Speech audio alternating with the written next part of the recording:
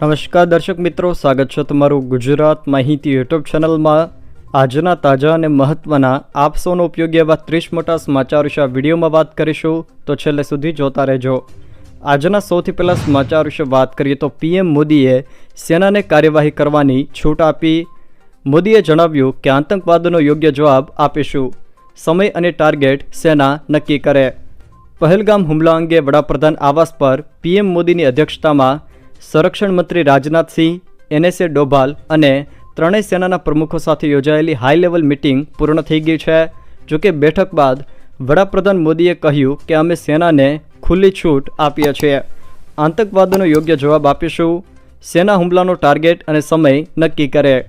સેનાની ક્ષમતા પર અમને પૂર્ણ ભરોસો છે, જડબાતોડ જવાબ આપવો એ રાષ્ટ્રીય સંકલ્પ છે। મધર ડેરીએ દૂધના ભાવમાં કર્યો વધારો। સામાન્ય માણસને મોંઘવારીનો વધુ એક ફટકો આવ્યો છે। મધર ડેરીએ તેના દૂધના ભાવમાં વધારો કર્યો છે, જેમાં કંપનીએ 30 એપ્રિલથી દૂધના ભાવમાં પ્રતિ લીટર 2 રૂપિયા સુધીનો વધારો કર્યો છે। કંપનીએ ભાવ વધારા પાછળનું કારણ ઊંચા ખરીદી અને ઉત્પાદન ખર્ચને ગણાવ્યો છે, જોકે પ્રતિ લીટર 2 રૂપિયાનો વધારો ઝીકવામાં આવ્યો છે।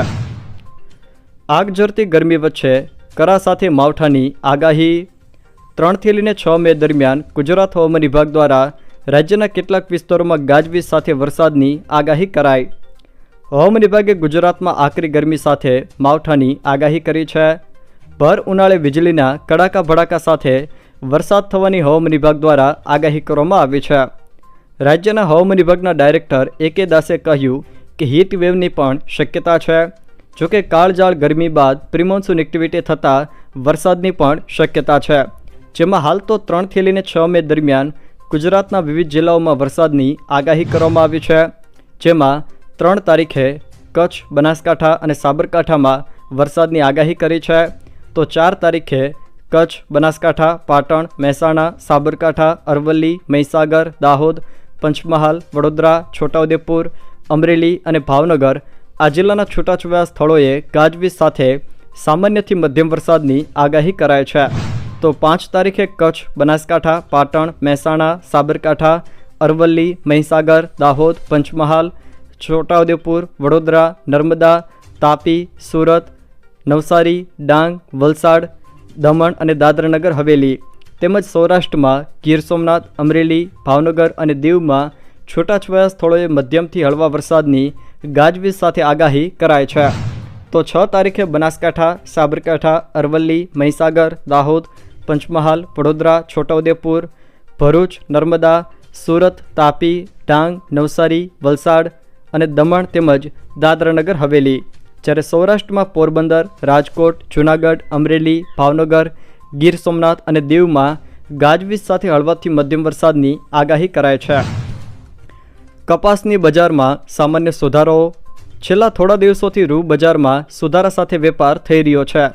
સોમવારે 29 mm 3 ગાંસડીના ખાડીએ ભાવમાં ₹56,700ની સપાટી જોવા મળી હતી। એક મહિના પહેલાં રૂની ગાંસડીનો ભાવ ઘટીને ₹53,000ની સપાટીએ પહોંચી ગયો હતો। કપાસમાં પણ સામાન્ય સુધારા સાથે સારી ગુણવત્તાના ભાવ ₹1,500ની આસપાસ પહોંચાશે।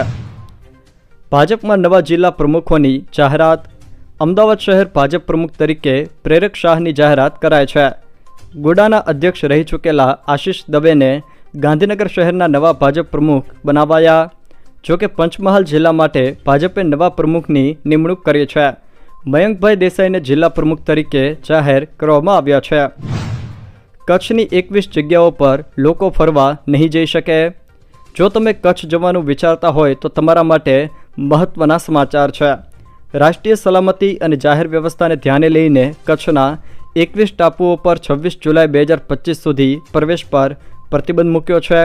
ઉલ્લેખનીય છે કે નિર્જન ટાપુઓ પર ધાર્મિક જગ્યાઓ આવેલી છે, જેના પગલે ધાર્મિક પ્રસંગોએ અને દર્શનાર્થે માણસોની અવરજવર રહે છે। જાહેરનામું 26 જુલાઈ 2025 સુધી અમલમાં રહેશે। સોના અને ચાંદીના ભાવમાં વધારો। સોના અને ચાંદીના ભાવમાં સામાન્ય વધારો જોવા મળ્યો છે। 24 કેરેટ સોનું ₹1178 મોંઘું થયું છે અને 96,286 રૂપિયા પ્રતિ 10 ગ્રામ પર પહોંચી ગયું છે।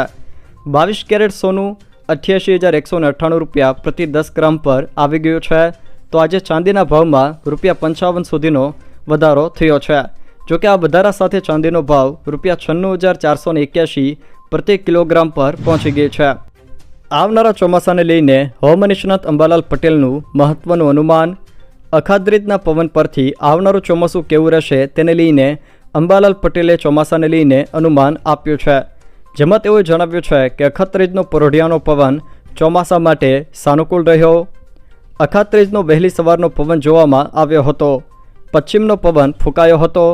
આથી આગામી ચોમાસા માટે સારા સંકેત આપ્યા છે। વાડી ન સુકાય અને વરસાદ આવ્યા કરે। જોકે અખાત્રીજનો પરોઢિયાનો પવન સાનુકૂળ રહ્યો અને ચોમાસાના વર્તારા માટે અખાત્રીજનો પવન જોવામાં આવે છે। પાકિસ્તાને ફરી સીઝ ફાયરનું ઉલ્લંઘન કર્યું। સતત 6 દિવસથી સીઝ ફાયરનું ઉલ્લંઘન કરી રહ્યું છે। નૌશેરા, સુંદરબની, અખનૂરમાં ફાયરિંગ કર્યું। જોકે ભારતીય સૈન્ય દ્વારા પણ જડબાતોડ જવાબ આપવામાં આવ્યો હતો। છંડોળા તળાવ ડિમોલેશન ડ્રાઈવમાં 2000થી પણ વધુ ઝૂંપડા તોડી પડાયા। આ ડ્રાઈવમાં આગામી દિવસોમાં વધુ તીવ્ર બનશે।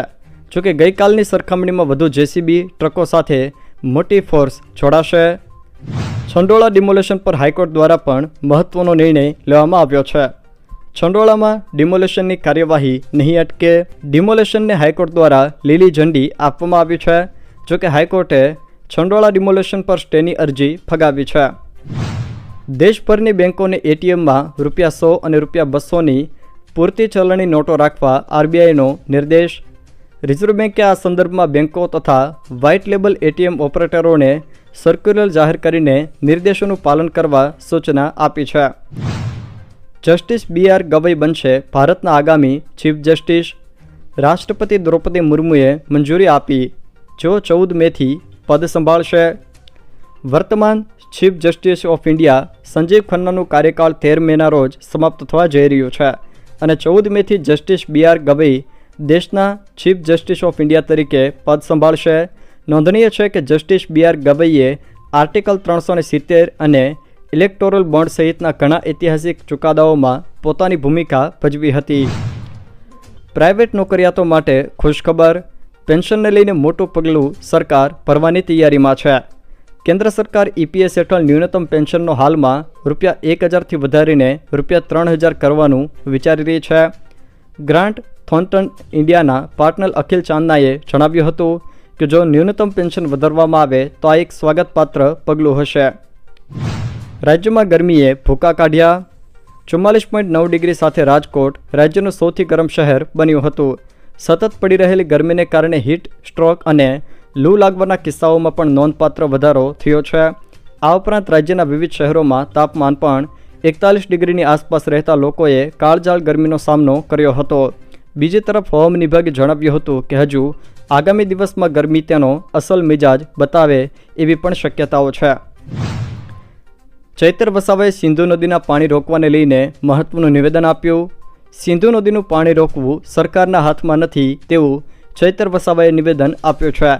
ડેડિયાપાડાના આમ આદમી પાર્ટીના ધારાસભ્ય ચૈતર વસાવાએ ધરમપુર ખાતે જણાવ્યું હતું કે સિંધુ નદીનું પાણી રોકવું ભારત સરકારના હાથમાં નથી। તેમણે કાશ્મીરમાં થયેલા આતંકી હુમલાને લઈને ચિંતા વ્યક્ત કરી હતી। તે ઉપરાંત અમદાવાદ સહિત 4 મહાનગરોમાં ઘૂસણખોરો સામે ચાલતી કાર્યવાહીનું પણ સમર્થન આપ્યું હતું। આ સિવાય તેમણે વિવિધ મહત્વના મુદ્દાઓ પર પોતાના વિચારો રજૂ કર્યા હતા। મે મહિનામાં 12 દિવસ બેંકો બંધ રહેશે। 4 રવિવાર અને 2 શનિવાર સિવાય વિવિધ સ્થળોએ બેંકો 6 દિવસ કામકાજ થશે નહીં। આગામી મહિનો એટલે કે મે મહિનો શરૂ થવાનો છે। મે મહિનામાં વિવિધ રાજ્યો અને શહેરોમાં બેંકો કુલ 12 જેટલા દિવસોમાં બંધ રહેશે। 4 રવિવાર અને બીજા તેમજ ચોથા શનિવાર સિવાય વિવિધ સ્થળોએ બેંકો 6 દિવસ બંધ રહેશે। મહિનાની શરૂઆત રજાથી થશે। 1 મેના રોજ મજૂર દિવસના દિવસે મોટાભાગના સ્થળોએ બેંકો બંધ રહેશે। એવામાં જો આ મહિને તમારી પાસે બેંક સંબંધિત કોઈ મહત્વપૂર્ણ કામ હોય તો તમે રજાઓ સિવાય બેંકમાં જઈને કરી શકો છો। મે મહિનામાં વિવિધ સ્થળોએ બેંકોમાં 6 દિવસ કામકાજ બંધ રહેશે। 1 મેથી થઈ શકે છે મોટા ફેરફારો। દર મહિને LPG ગેસમાં મોટા ફેરફારો થાય છે। આ વખતે પણ મે મહિનામાં અનેક ફેરફારો જોવા મળી શકે છે, જેની આમ આદમીના ખિસ્સા પર સૌથી વધુ અસર પડશે। 1 મેથી એટીએમથી લઈને બેન્કિંગ, એફડી અને રેલવેમાં મોટા ફેરફારો થશે, જેમાં એટીએમમાંથી ઉપાડ ચાર્જ વધશે. એલપીજી ગેસ પર પણ અસર થઈ શકે છે. એફડી અને બચત ખાતામાં ફેરફારો થશે, જોકે સ્થાનિક બેંકમાં પણ ફેરફાર થઈ શકે છે. 1 મેથી એટીએમમાંથી રોકડ ઉપાડવાનું મોંઘું પડશે અને બેલેન્સ ચેક કરવા પણ ચાર્જ ચૂકવવો પડશે. રિઝર્વ બેંક દ્વારા ઘોષિત નવા નિયમો 1 મે 2025થી અમલમાં આવશે.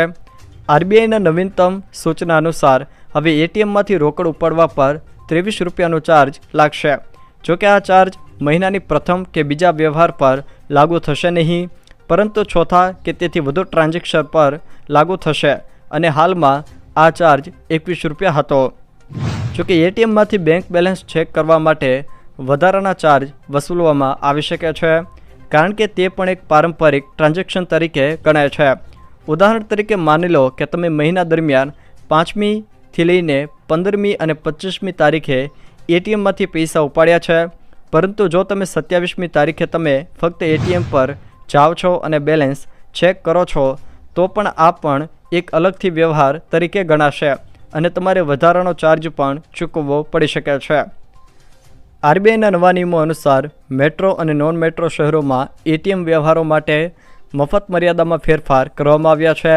જો તમારું પણ આમાં એકાઉન્ટ છે અને તમે સ્ટેટ બેંક ઓફ ઇન્ડિયાના એટીએમમાંથી રોકડ ઉપાડો છો, તો દર મહિને 5 મફત ટ્રાન્ઝેક્શન કરી શકો છો. જ્યારે એસબીઆઈ ખાતા ધરાવતા ગ્રાહકો બેંક ઓફ બરોડાના એટીએમમાંથી પૈસા ઉપાડે છે, તો તમારે 3 મફત ટ્રાન્ઝેક્શન પછી ચૂકવણી કરવી પડી શકે છે. મેટ્રો શહેરોમાં અન્ય બેંકના એટીએમ માટે 3 મફત ટ્રાન્ઝેક્શન છે, જ્યારે નોન મેટ્રો શહેરોમાં 5 મફત ટ્રાન્ઝેક્શન માન્ય છે. રેલવેમાં 1 મેથી ટિકિટ બુકિંગના નિયમોમાં ફેરફાર. રેલવે 1 મેથી ટિકિટ બુકિંગના નિયમોમાં ફેરફાર કરવા જઈ રહ્યો છે, જેના કારણે મુસાફરોએ નવી સિસ્ટમ મુજબ તૈયારી કરવી પડશે. સ્લીપર અને એસી કોચમાં હવે વેઇટિંગ ટિકિટ માન્ય રહેશે નહીં. વેઇટિંગ પર મુસાફરી ફક્ત જનરલ કોચમાં જ શક્ય બનશે. રિઝર્વેશનનો સમયગાળો 120 દિવસથી ઘટાડીને 60 દિવસ પણ કરવામાં આવ્યો છે. રેલવે 3 ચાર્જ પણ વધારી શકે છે, જેના કારણે ભાડા અને રિફંડ પ્રક્રિયા મોંઘી થઈ શકે છે. 12 રાજ્યોમાં આરઆરબીનું વિલીનીકરણ કરવામાં આવશે. દેશમાં 11 રાજ્યોમાં પ્રાદેશિક ગ્રામીણ બેન્કોના વિલીનીકરણની પ્રક્રિયા હવે અંતિમ તબક્કામાં પહોંચી ગઈ છે. એક રાજ્ય એક આરઆરબી નીતિ આ રાજ્યોમાં 1 મે 2025થી લાગુ કરવામાં આવશે. જોકે આ પહેલનો ઉદ્દેશ્ય બેન્કોની કાર્યકારી કાર્યક્ષમતા વધારવાનો અને ખર્ચ ઘટાડવાનો છે. જે રાજ્યોમાં આ યોજના લાગુ કરવામાં આવશે તે છે આંધ્રપ્રદેશ, ઉત્તર પ્રદેશ, પશ્ચિમ બંગાળ, બિહાર, ગુજરાત, જમ્મુ કાશ્મીર, કર્ણાટક, મધ્યપ્રદેશ, મહારાષ્ટ્ર, ઓડિશા અને રાજસ્થાન. ગેસ સિલિન્ડરના ભાવમાં તેમજ ફિક્સ્ડ ડિપોઝિટમાં પણ નવા મહિનેથી ફેરફાર થઈ શકે છે. ગેસ સિલિન્ડરના ભાવમાં સંભવિત ફેરફાર રહેલો છે. ઘરેલું એલપીજી સિલિન્ડરના ભાવની સમીક્ષા માસિક ધોરણે પહેલા દિવસે કરવામાં આવે છે અને ભાવમાં વધઘટ થતી હોય છે. ત્યારે 1 મેના રોજ પણ ગેસ સિલિન્ડરના ભાવમાં ફેરફાર થઈ શકે છે. જ્યારે ફિક્સ્ડ ડિપોઝિટ પર અને બચત ખાતાના વ્યાજદરોમાં પણ ફેરફાર થઈ શકે છે. બેન્કિંગ ક્ષેત્રમાં પણ 1 મેથી ફિક્સ્ડ ડિપોઝિટ અને બચત ખાતાના વ્યાજદરોમાં ફેરફારો થાય એવી શક્યતાઓ હાલ રહેલી છે. જો દર્શક મિત્રો આ વિડીયો તમને પસંદ આવ્યો હોય તો વિડીયોને લાઇક કરો, તમારા મિત્રો સાથે શેર કરો અને જો તમે અમારી ચેનલમાં નવા હો તો ચેનલને સબસ્ક્રાઈબ જરૂર કરજો, જેથી મારા આવનારા તમામ વિડીયોની માહિતી તમારા સુધી પહોંચી શકે.